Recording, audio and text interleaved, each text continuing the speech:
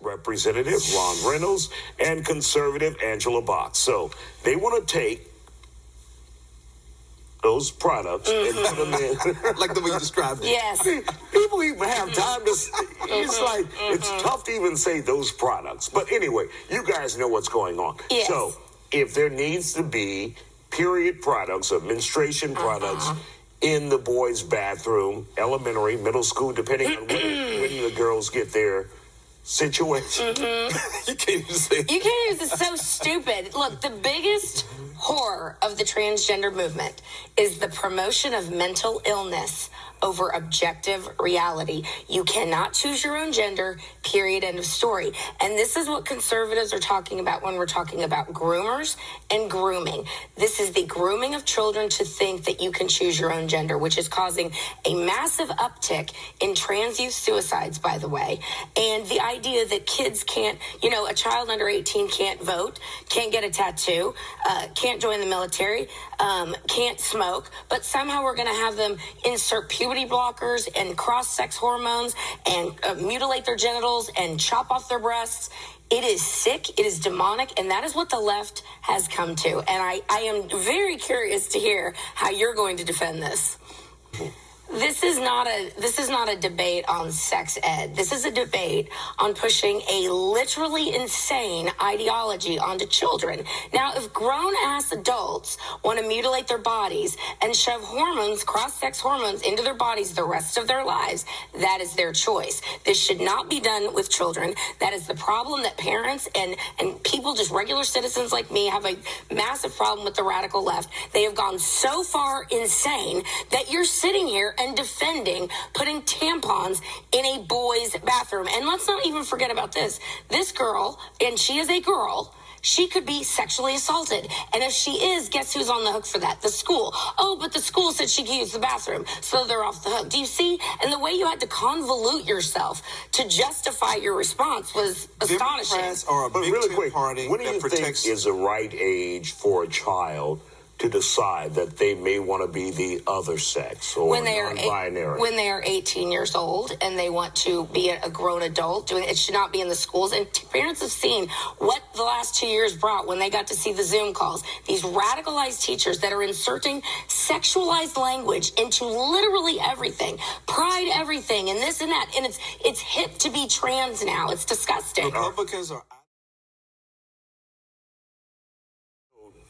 Angela, your thoughts on this policy? Well, this is a Greg Abbott I love, and in our striving towards a more perfect union and to really embrace the words of Dr. Martin Luther King, we need to be a society that values content of character and merit over color of skin. And the fact of the matter is, these policies, there's equity and then there's equality. And what the left likes to talk about is equity. That's equity, diversity, inclusion.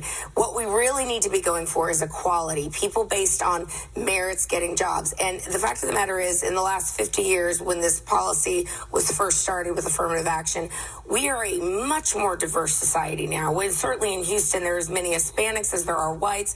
There's as many Asians as there are blacks. So when you discriminate with someone based on color of skin, it really is, it's setting people apart. And that's what the left is very good at. This is a good policy change. Do you considering diversity discrimination?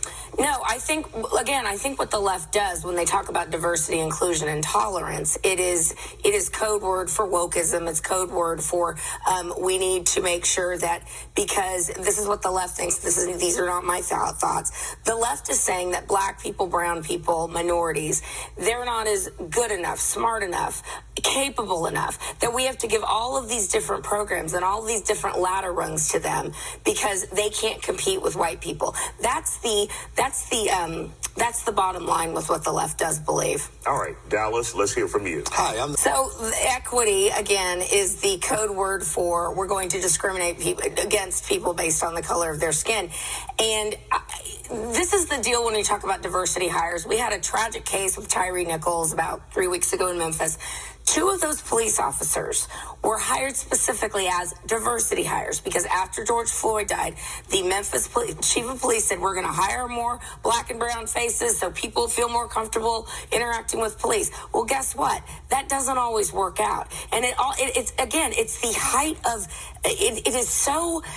discriminatory isn't the word I'm looking for. It is insulting to black and brown people. What is insulting is to listen to people that have actually created discrimination in this country. What I'm going to ask talk about is that they're not being what treated I'm going to fairly. ask That's insulting. That is insulting. People that enslaved people for 400 years talking about we're not slavery. Yes, because it existed. So here's what I'm asking you, Dallas. Who is in control of all urban areas? Who is in control of the entire educational system? It is the Democrat Party. It is the left. If you want to talk about real equality, let's get back to education. As a former educator, this is a Republican state. As a former educator, we're talking about blue cities and blue areas. Don't place. But they don't control the entire education. So anyway, my point is, as a former educator, the way we get to equality, true equity, is by educating every child and making sure every child has a chance. Okay, go ahead, Dallas. Well, I mean, I just think at the end of the day, again, we're talking about this idea that people are being discriminated against. You want to talk about educating every child? Well, we'd like to educate every child, but there are systems that are being put in place by people that run the overall state educational system that, frankly, it's not educating every child. Look at the disparities. Look at where they exist. Let's talk about facts, not emotions. I mean, it's good to throw around the political punch words of wokeism and this and that, but when we really want to talk about people being insulted and people not being given an opportunity, we are still experiencing first in this country. The first African-American this, the first African-American that. That's not the case for people that are saying they're being discriminated against. No, it's the case when you have a culture that is dominated by leftists who want to bring race and equity and diversity and tolerance into every single thing, whereas most people on a day-to-day basis do not discriminate against people based on race, do not discriminate against anybody. The fact that your side is so hell-bent on dividing people based on race, it proves that you will never be able to move on and never embrace what Dr. King believed. We divided people based on race. Yes, you did. Fascinating. 100%. Your side, 100%. Still ahead here on The Factor. Ready to hear a bunch of Republican talking points from my left tonight. Let's hear it. Let's hear it. All right, what my gaslighting leftist friend fails to take into account is that this did not happen in a vacuum. The radical left, which his party is now, like I said, they've gone full lunatic. I am very, very happy that this is the hill on which the left wants to die, because the reason that bills like this have had to come about in the first place is because the left is hell-bent on grooming children into a radical leftist gender ideology, which is being pushed on children in public schools, which is being pushed in our culture 110 miles per hour. And he talks about the culture war. And here's the culture war. The culture war is what the left is vomiting on the rest of us. And I would love for Dallas and his party to continue to plant their flag firmly in lunatic land, because here's the deal. Nobody has a problem with drag shows. No adults have a problem with drag shows.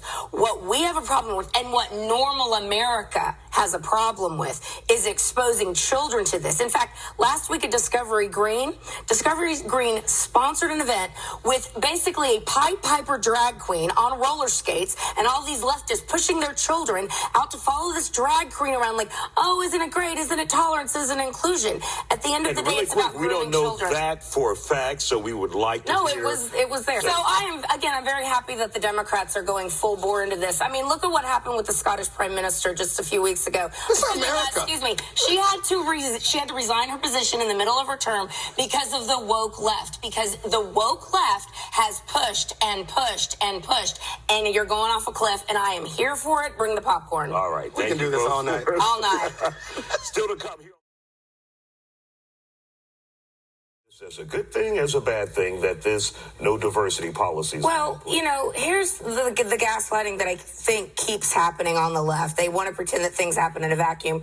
We do not live in 1870. We do not live in 1916. We do not live in 1940. We do not live in 1968. So the affirmative action policies that were put forward over 50 years ago to increase diversity in colleges, in the workplace, which I think were needed at the time, I do not think are needed anymore. What we need to be focused on, because a lot of universities are going backwards, and you talk about going backwards, taking down their standards. Law schools aren't, LSATs aren't required anymore, test scores aren't required anymore. So this is actually regressive. I think this is a bigger picture thing where the Democrat Party has systematically destroyed public education. They've destroyed the black community, and this is the domino that's happening. We need to get back to educating children in basic reading, writing, arithmetic, and behaving as civilized members of society. And then you have the diversity takes care of itself because they're qualified. It's interesting that every time we have these discussions, and I can't tell whose point you're arguing, yours or mine. You're saying we're not like living in 1916 or 19 this year or that year, and yet you all keep trying to take us back there. I'm quite sure that you don't understand why there would be a need for these policies, because I don't think you've ever had to walk through society as a person of color. And so while there's this idea that racism has been eradicated and that there's this idea that these policies exist because we are not good enough to compete, and you're saying they've lowered LSAT scores and they've lowered this. That's not the issue. Saying they're good, That's not the issue. I'm saying that's what the left has done. The left is saying that black and brown people can't compete at the level to get into a law school, to get into an A&M. And I can tell you right now that the trustees or the donors of A&M are pissed off at how woke A&M has become. I know for a fact that this is donor pushed, and it's going to happen in other schools. And what we need to get back to is a well-rounded education for every child, regardless of ethnicity, regardless of race or gender. Take out that immutable characteristic that none of us can control. I can't control that I'm white. You can't control you're black. I'm black? I think it needs to be done away with, and we need to get back to the idea of valuing content of character, not color of skin. Did you just say A&M white donors want to make A&M? No, I did not. I did not. That's a nice little dog whistle. That would have been cool. Yeah, Still right. ahead here on The Factor.